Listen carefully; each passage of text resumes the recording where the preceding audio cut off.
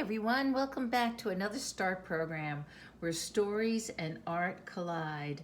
I'm Miss Gail, I'm with the Red Bank Public Library, and I was inspired to try some watercolors by the next couple of books I want to share with you. This one is called Paint Yourself Calm. It's by Jean Haynes, and it's just beautiful experiments that whether you're a beginner or someone who never held a paintbrush, like myself, is really going to enjoy. You just gain a little confidence and you're just having fun playing with colors. So anyone, any age group would enjoy this book. Another one that I discovered on the shelves was Art Lab for kids. And you know what? I had such a great time playing with all these different experiments and projects and craft ideas. I think it's good for any age group. We're actually going to do two of the experiments from this particular book, so you might want to check this one out. Really has a lot of great ideas. And here's a cute little book. I love to finger paint. This one has clever ideas and using your finger paints, and it'd be fun for the whole family, and it's an adorable little book to look through too. Now, I just wanted to show how simple some of these crafts were. This was one of the projects. As you can see, it's just two pieces of two different colors on a piece of watercolor paper, and you just throw some paint on and see what happens, and something will emerge, and maybe you think it looks like it's the beginning of a landscape scenery. Maybe it's something else that you see, but you can always go back and add to it. One of the other ideas that she had in the book was something called waterfall. Again, it was just running different colors and different density of paint on the paper and just see what the image looks like when you're done. So you don't really have to be an artist to enjoy playing with colors, and that's what was so inspirational about these books. One of the other craft ideas that was suggested was using some salt. And you can see that there's a little bit of texture in the center of what looks like a flower. It started out trying to be something else, and then it kind of morphed into something different.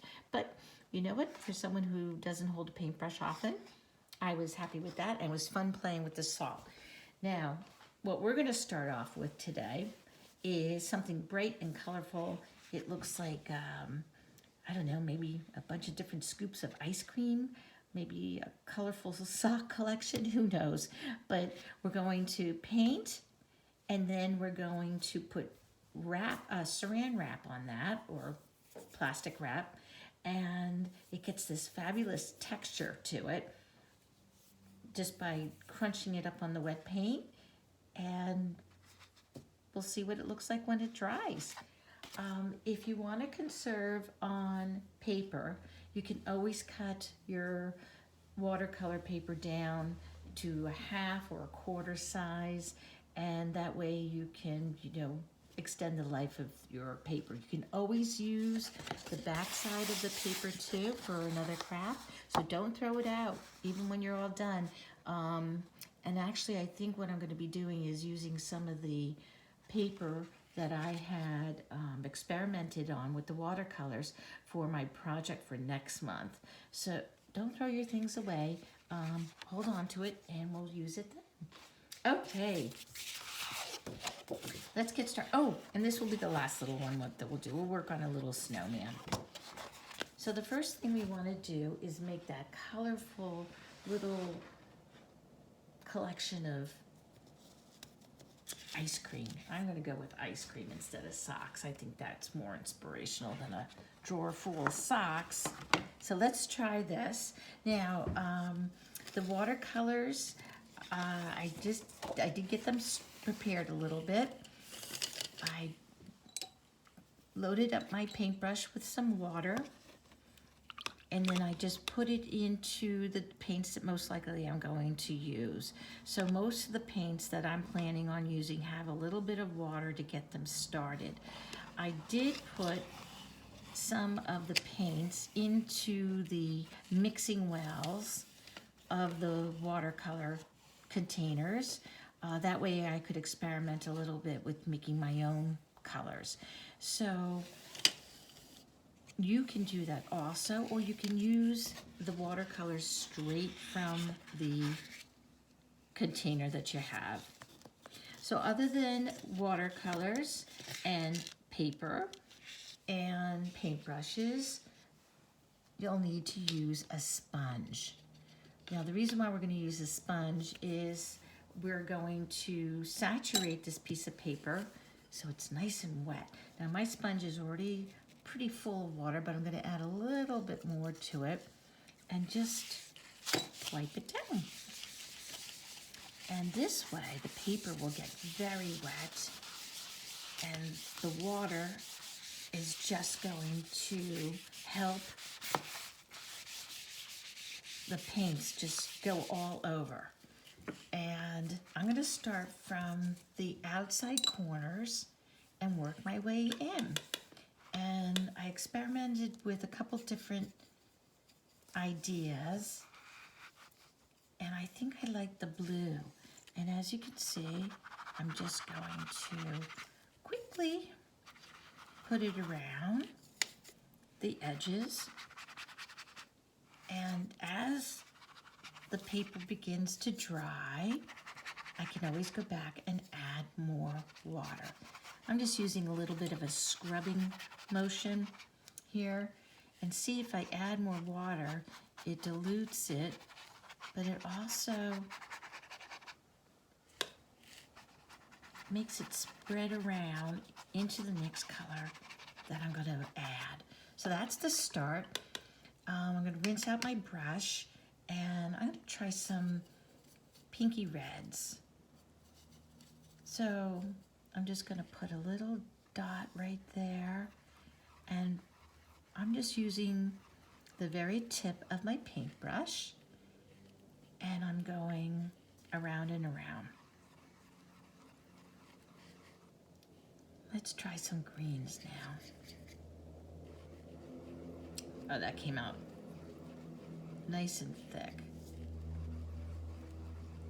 So I'm just using a circular motion, and the goal is to have it spread into the other colors because it really does create a real pretty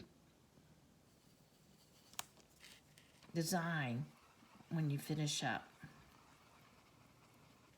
That's very dark, that particular color. I thought, let's make it a little more purpley. And we'll try more of a red in the center. And how about a nice happy yellow?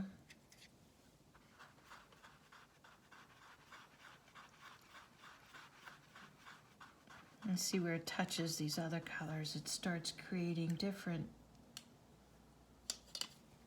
colors. If you're familiar with your color wheel, you'll be able to create some colors from the pan of colors that you have. And let's do some orange. I don't think I have any orange in here.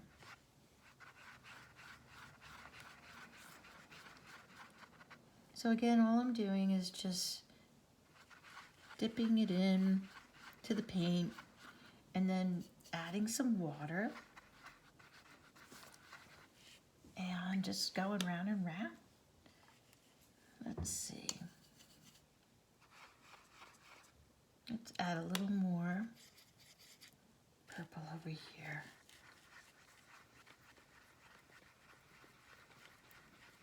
Oops, I grabbed some of that orange. Now I want to make sure everything is good and wet before I put the paper, excuse me, the plastic wrap on there, because that will give me, the wetter that the paint is, the better it will have a more defined wrinkle in it, which gives that very cool effect at the end. Let's see if I can make another color over here. This pink really needs to get a little bit more wet, doesn't it? Now, one good tip I have learned quickly is that, excuse me, you don't want to muddy your paints, because clean water allows the paints to show their true color. If you start putting different colors in to the paint water and it gets very dirty, you're going to find that you're putting it back into your, you know, your paint, and then you won't get the actual color that you're hoping for. Anyway, so this is about it. I'm going to add just a little bit more water on the outside because that looks like that's starting to dry up a little bit. Let's do that. So you can add water directly onto the paper and then add some paints. And I think that's about it. There we go. I think everything still looks a little wet. Okay, now you have some plastic wrap, and if you just, it got stuck on a piece of tape. Let me see if I can open this up. Got all wrinkly on me. You want a size of plastic wrap that's big enough to cover your project. And if you just lay it down like that, and then you're gonna pat it down, and see how those wrinkles are showing up? Now you wanna squish it, or pinch it, or tickle it. They actually said that in the book, you can tickle this. But if you just kind of pull your fingers together as you're working yourself around, it will get nice wrinkles in it. And then pat them down so that the entire paper is covered with the wrap and there isn't any big bubbles. And then you have to let it dry overnight. And when you let it dry overnight, when you peel it back, you'll get all these great little textured lines in it. So I'm gonna leave this as is, and we're gonna let it dry overnight. So do give it a try. A lot of fun. And look, we're done with our first craft. Now the next craft we're gonna do is, I think I better put that someplace that it doesn't fall over and get paint on the floor or something. The next craft we're gonna try is this cute little one, this little snowman. And the snow was created by salt.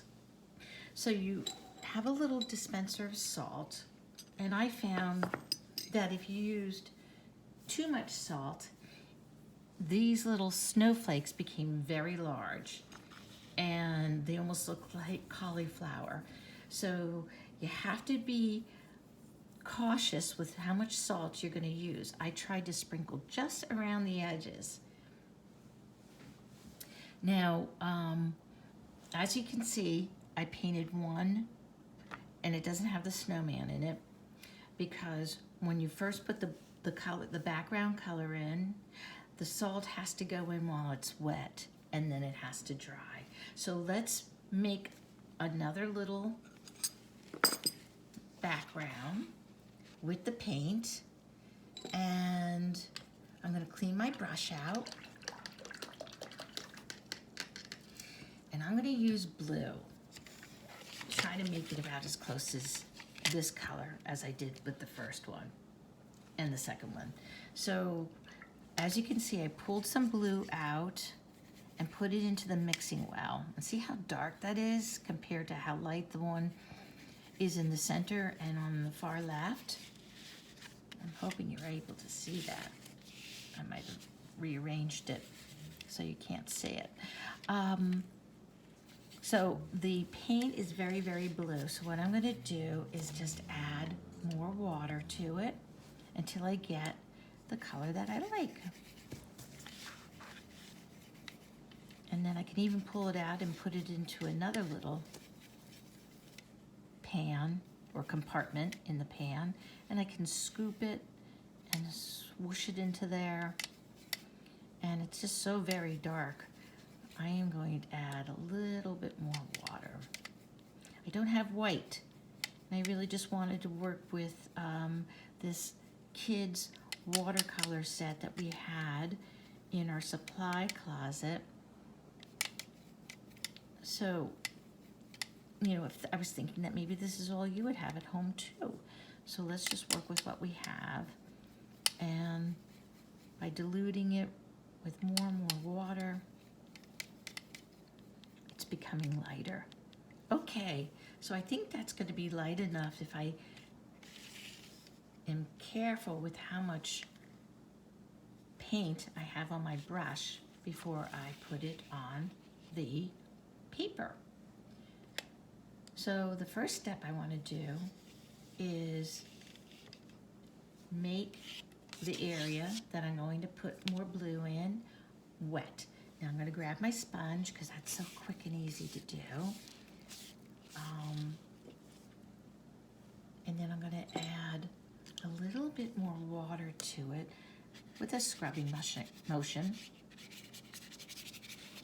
And just work it around. You can see how damp it is, actually causing the paper to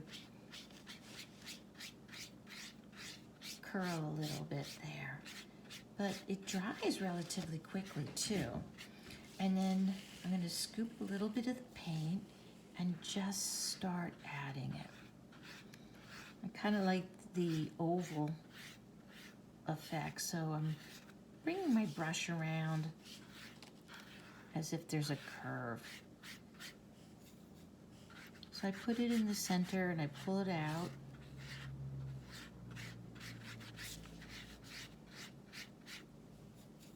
And I can add more water if it starts getting too blue. It's a bit of an awkward angle for me, the way that I set this little craft table up for this experiment. But I think I can get it in a round, kind of a oval shape. Let's add a little more blue there. It really is quite fun to just paint and, you know, not worrying about, oh, I can't really paint animals, or I can't paint people, or this and that. But it's a good start to get comfortable with a paintbrush. I do like to draw, but I just starting to experiment with paintbrushes, and I'm finding that I like it very much. I just love colors. So I think that's about as much paint as I really want to have on there. Let's try the salt. So I'm going to put my paintbrush into a clean water. Quite a bit of blue in there. And grab my little salt. So I have a little dish here that has some salt. I'm using a tiny spoon, and I'm going to put it in my hand because I found when I was just taking it directly from the dish, I was grabbing way too much. And I'm going to sprinkle it around the edges because I want to put a little snowman in the center, and I don't want a bunch of salt right in the center where I'm just going to paint a snowman anyway. Now, I don't know if you can see from that angle, but I really just used one little pinch. I'm going to hold it on its side to see if you can see that. Probably not, but It's just a very small spoon with a little pinch, and there you go. So if you let that dry for maybe an hour or so, you'll be able to go and put a little snowman in there or whatever you want to. Let's do a snowman real quick. Now, I'm just going to use some acrylic paints, and let's see, I have a little plate over here I can use, and I'm just going to put the snowman in. Maybe I'll put the arms on too, but I want to keep the video moving along. So let's see, we'll put the bottom of the snowman right about there. We'll have the middle right about here. And the great thing about snowman, painting or drawing a snowman, is you really don't want them to be perfectly round, because I'm sure some of you might have made some snowman in the weather that we had with all the snow. It was great snow for making a snowman, and they are not round by the time you get done. They're flat on one side, they have leaves stuck in them, probably even some dirt and some twigs, all sorts of stuff that gets rolled up into it. So you really don't have to have a pure white snowman, because they usually capture quite a bit of stuff off the yard. Now, I put a little bit of mixture of gray into the snowman on this one to give him some definition between the different parts. But for today's purpose, excuse me, I'm just gonna have one big happy round snowman here, not worried about making shadows and that sort of thing. Now, I used acrylic because I can handle that a bit better than the watercolors. The watercolors are still very new for me, and it's hard for me to control, you know, making the arms and the branches and the hat. So I chickened out and went to what I know, and that was the acrylics. So I need a little black. Let's see if I can do his. See if I can paint some branches from this angle. Now, the paintbrushes that I was using earlier, and actually I don't think I mentioned that, it was large. It was a number 12. This paintbrush that I just used for the snowman was a number 4, and I'm going to use a different one for his arms.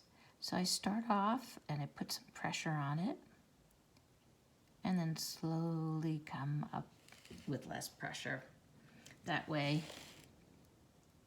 I can make those nice little branches that you're so used to seeing. Ooh, that's a really big branch for a little snowman. And then again on this side, put a little pressure on it, and as you start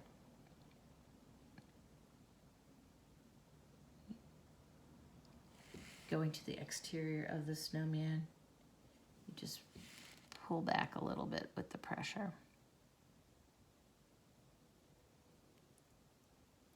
Here you go.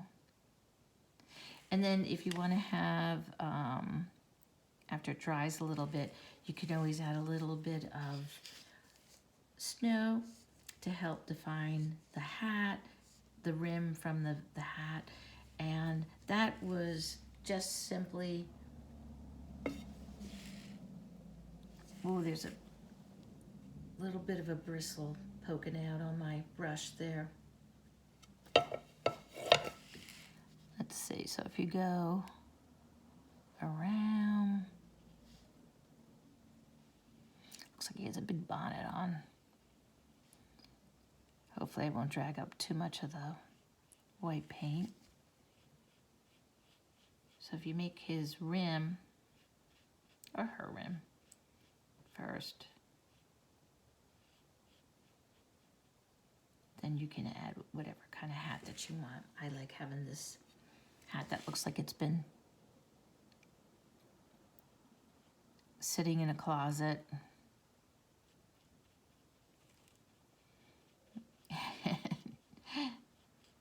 We'll just make a little hat. So then you're gonna go back and you'd add snow right around there, and snow on the top and on the branches. And then you're gonna add some buttons down the front. So I'm gonna put 4 buttons on this guy. Get a little bigger as they go. And then you could add a little bit of shadow on the bottom to help ground them. And let's see if I can make the smile. Whoops, he's a little off balance, but he's cute. So when it dries, see how the snow is starting to appear? And you can see I put a little bit more of the snow, or the salt, I should say, on one side than the other. But it's a really cool effect. And I got that out of one of the books too. So do try it. Let me know if you think you might want to take up watercoloring. I'd love to hear that. Or watercolor paints, I should say. And if you're participating in our reading program, the password is paint. And I hope you give it a try. I hope you have a lot of fun and keep reading and keep on crafting. Bye now.